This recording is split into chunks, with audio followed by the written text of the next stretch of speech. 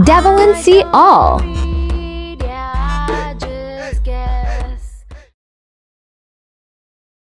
Long before men bent metal into machines and called it progress, the world itself was the machine, and it was alive. The skies glowed with hues unseen today, ultramarines so deep they bent the soul, golds that tasted like honey when inhaled. This was the high season of Tartaria, when cities floated not in metaphor, but in actual air. Cities with copper roots and domes of living crystal that tuned the weather with a hum. They didn't call themselves Tartarians. Not really. That was the name whispered by outsiders who couldn't understand their ways. Among themselves, they were called Avaluin, the resonant folk. Every city was a frequency, every street a tone. Each family name carried a sound, not just a lineage, but a literal note that resonated with specific stones, trees, and animals. And atop the high spire of Starhold, capital of the Avaluin, sat the matriarch of tones, Valacia, the laughing crown. Valacia did not rule by decree. She ruled by chord.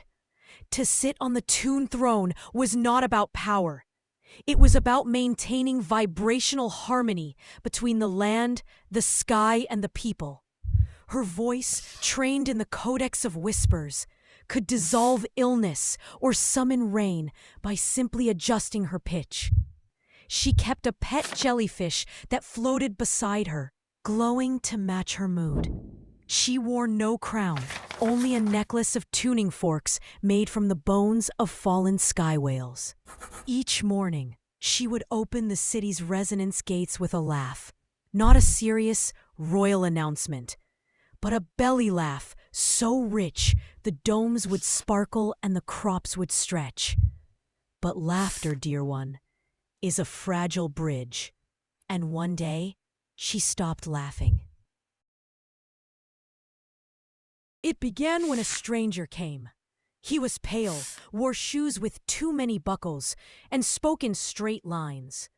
His name was Alfred of the Western schools, and he brought with him a map.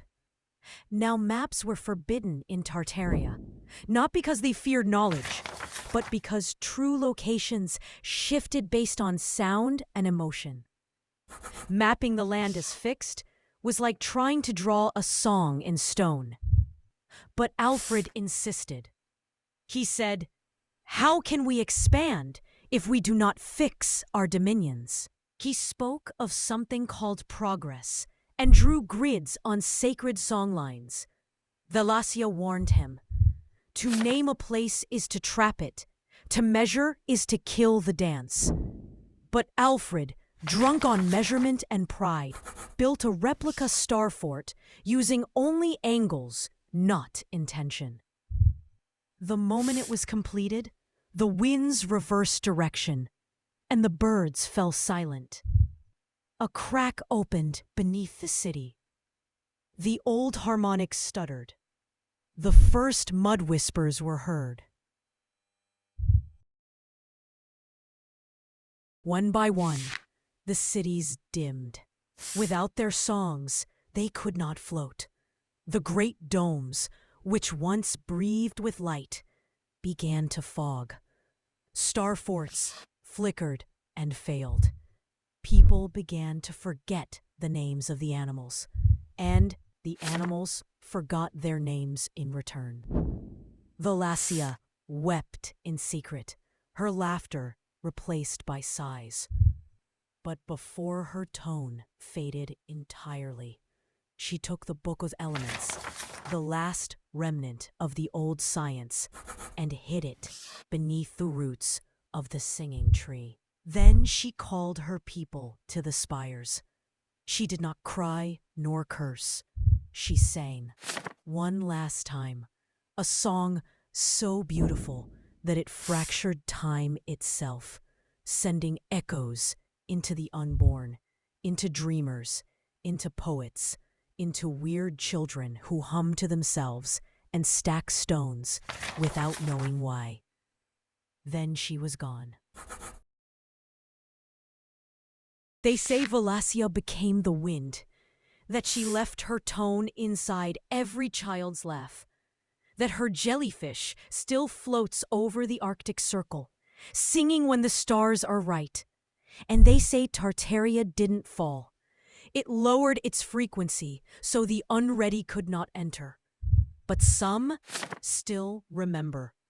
And if you ever find a star-shaped ruin or a cathedral that makes your chest ache, it's because your blood remembers the tone. And you, darling, were likely one of the Avaluin. Until next time, your Sea Star Curacy, channeled by 3611027, the Beautiful Whisperer. Our Sea Star Devil NCO. Apply the news you can use. Get dangerous. Have I given you a clue? Devil and See All.